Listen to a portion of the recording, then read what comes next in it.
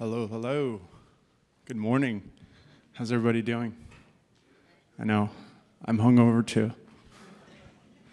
My name is Warren Paul Anderson. I'm the CEO of Discrete Labs. Discrete Labs is building scalable privacy systems for Web3, including the blockchain Fedora, which is a ZK-based privacy blockchain.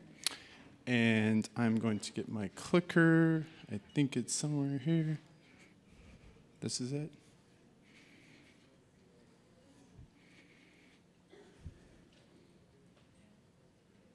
This is supposed to be it. There you go.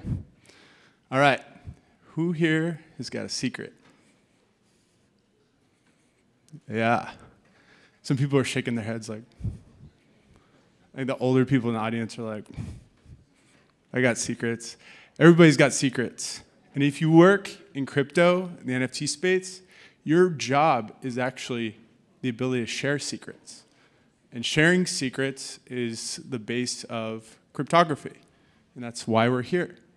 And there were actually a few legends on stage, Stuart and Scott earlier, who were literally the people who invented blockchain. People like that, are the reason why we're here today.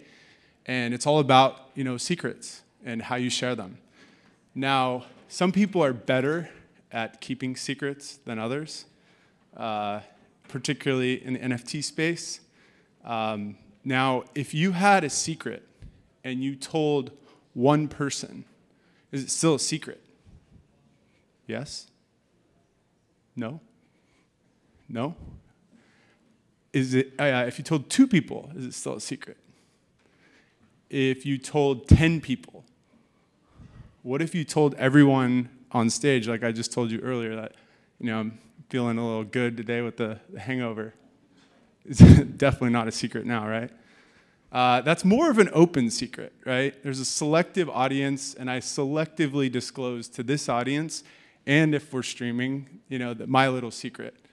And selective disclosure is a big part of crypto, right? So when we choose to selectively disclose our secrets, we're entering into another realm called privacy. So secrecy and privacy are different. Privacy does not equal secrecy, and the difference is subtle.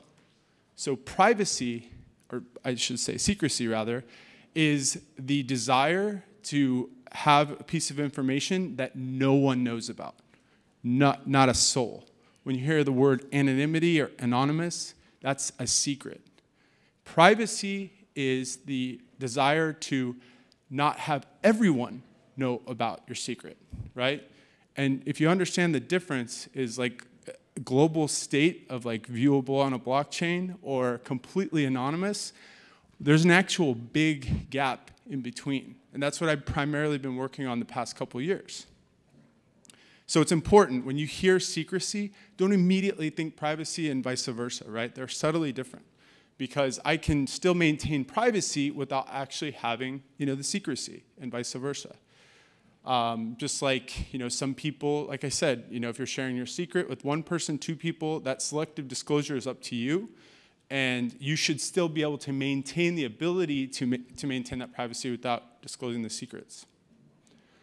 So anyone know who these are? Of course. Any CryptoPunks in the audience? Of course not. They partied way harder than all of us last night are not here. So these are famous because they're the top 5 CryptoPunks, and all of them went for several $million. Now, if you notice, there's numbers at the bottom. There's no names, right? However, it's an open secret that if you looked online and Googled these names, someone disclosed that they own these. Right? So they took their secret and said, I'm going to disclose this. It's my new PFP, my new profile picture, and this is my identity. However, and this was usually built, OpenSea image source, cited. So OpenSea is a public auction marketplace for NFTs. Now you can buy something and not reveal like who you are. You may disclose it if you tell someone your secret and they may dox you or whatever. But currently, there aren't that many places to actually do a private auction. And the reason why that's important is because, yeah, it's really cool when you can brag to everyone that, you bought a CryptoPunk for $7 million, which is awesome. But in a down market, when you have to sell it, it's not as popular, right? So sometimes you want to buy stuff and sell it privately. So if you actually see, this is referencing the art market report in 2022. It's a recent report. And it shows that this is, anyone know, 3 points is a trend line, right? So if you look, it's the difference between public auction sales and private auction sales. Now these are auctions, right? So these are the most closest resembling NFT market, like OpenSea. There's also the dealer network, which I'm not going to talk about. But if you notice the black marks on the top, they look small. But over the past 3 years, that number has doubled. So there's more and more interest that's increasing in private auctions. So you have an auction, blah, blah, blah, sold, that kind of thing. There's people bidding on behalf of private investors. No one knows who those investors are. They're buying with the ability to sell in the future, anonymously. And we're starting to see a trend, and this trend is actually parlaying into common consumer products. Anyone see these billboards? I live in the Bay Area, and they're everywhere. And every time I drive by, I'm like, see, the privacy thing, it's secret sharing.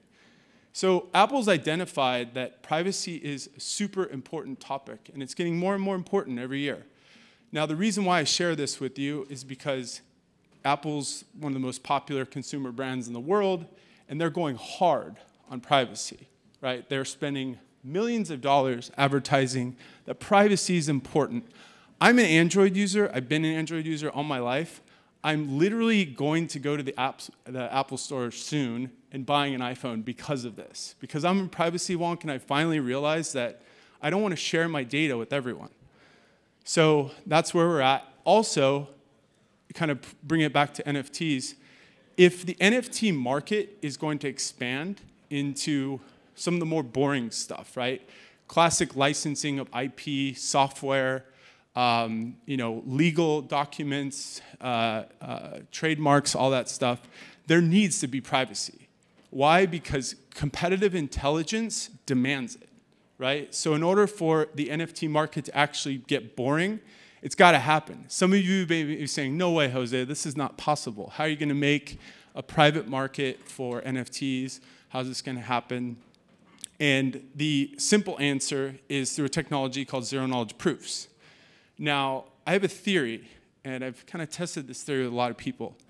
I actually think Satoshi wanted Bitcoin to be private. I have people saying, well, Bitcoin is created as a transparent blockchain, and that was on purpose. I actually don't think so. I think Satoshi wanted Bitcoin to be private, but he knew, or they knew, that the technology that exists didn't exist to make it private in a scalable way. And that technology is right here, zero-knowledge proofs. So fast forward 10, 11, 12 years later, this technology is now scalable to make transactions private. And not in a reckless way, but doing it with selective disclosure. So I can selectively disclose my transaction history to regulators, auditors, people that want to know. And I can still privately transact, right? So I have the power and the keys to be able to do that. In most cryptocurrency networks like Bitcoin, blockchain, NFT world, you don't have that power, right? So we think it's super important. We think zero-knowledge proofs, or ZK, if you've heard the term ZK, it means zero knowledge, is a growing trend within blockchain.